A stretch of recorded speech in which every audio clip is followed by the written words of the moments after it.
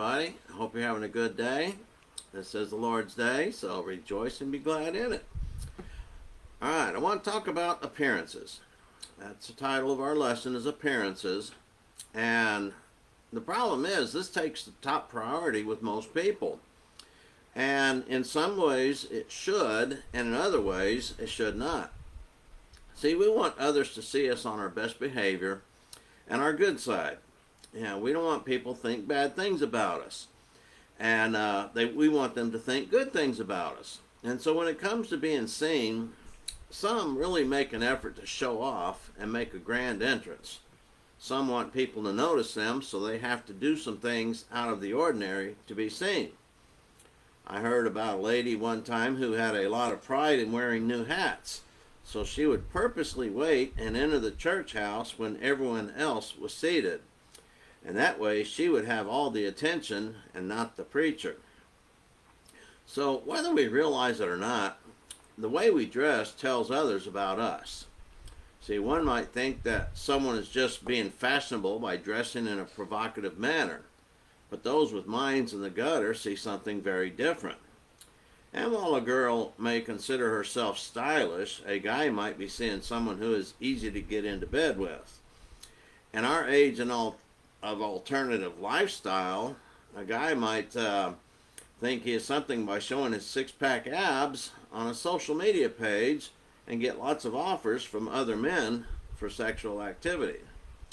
See, that's really not the point about how we dress. Yes, it's still very important, and 1 Timothy 2 tells us that we should dress modestly and appropriately, and that is very important. And we want to focus upon ourselves and the appearance we make before God. See, there's a passage in Jeremiah 2, verse 22, that reads, "Although you wash yourself with lye and use much soap, the stain of your iniquity is before me, declares the Lord God." See, cleaning the outward does not clean the inward. And Jesus made a similar comparison in Matthew 23, verse 25.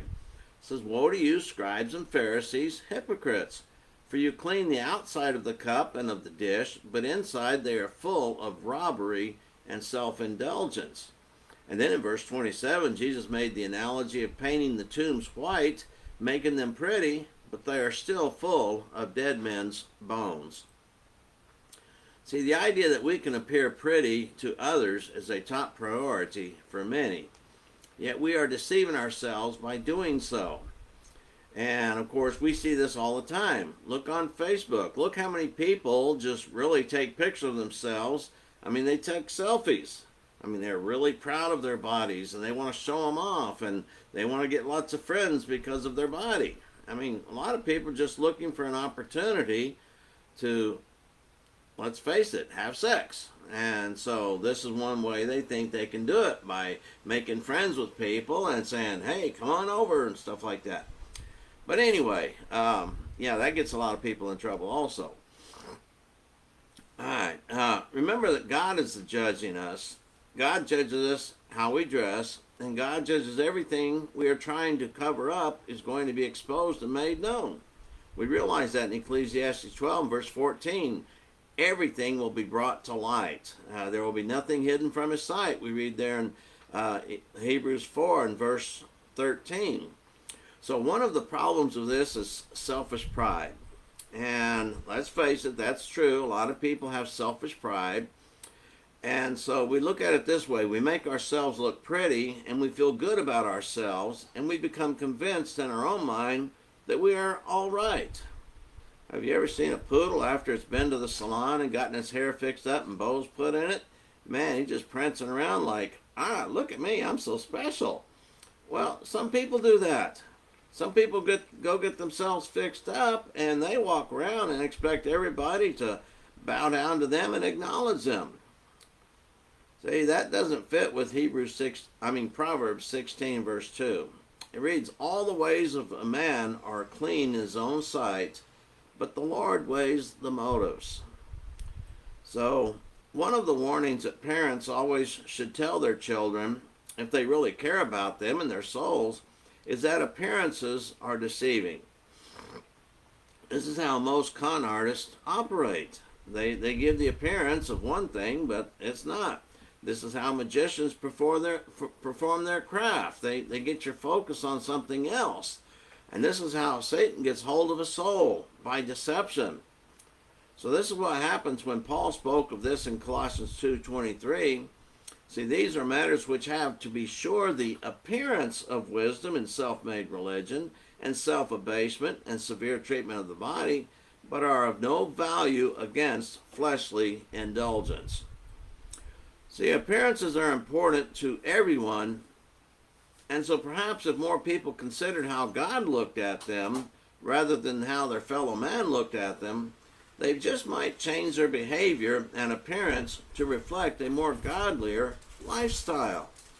I mean, some people dress in some of the worst clothing and try and portray themselves as some sort of grungy thug or something like that, when if they're trying to be godly, they shouldn't be doing that at all. And of course, we've all seen pictures. We've seen the pictures on Facebook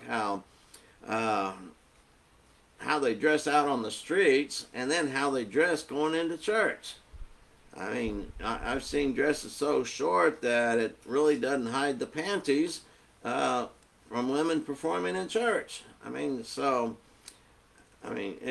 just really sad the way some people dress in public, and they shouldn't do that. And of course, we're not just talking about the overweight people dressing in skinny clothes and what's kind of bulging everywhere, but now we're not talking about that. I mean, we need to dress appropriately, and we need to be thinking about how we would appear if God came that very hour. What would God see? And so, see, God knows what's in our hearts. If we're dressing to get noticed by people so they can maybe have lustful thoughts about us, well, God knows that's why we're doing it. And then, of course, you've seen some people, they dress in such a way, and then when someone looks at them that they really don't appreciate these people, I mean, they get all highly incensed about it. What are you looking at? Stuff like that. So, yeah, we know it happens. And really, it's just a shame when people do not work on their behavior and their appearance, how they appear to others. Can you imagine if Christians actually went around and behaved like Christians should? How that might influence a lot more people? I mean, something to think about, folks. But that's our lesson for today. Very short lesson, very simple lesson. But keep these thoughts in mind, because appearance does make a difference. Appearance does matter. How we dress matters. How we dress tells people a lot about us and what's in our hearts. And so it also tells God what's in our hearts as well. So consider these thoughts, and hopefully, Lord willing, we'll be back again tomorrow with another lesson. All right, bye-bye for now.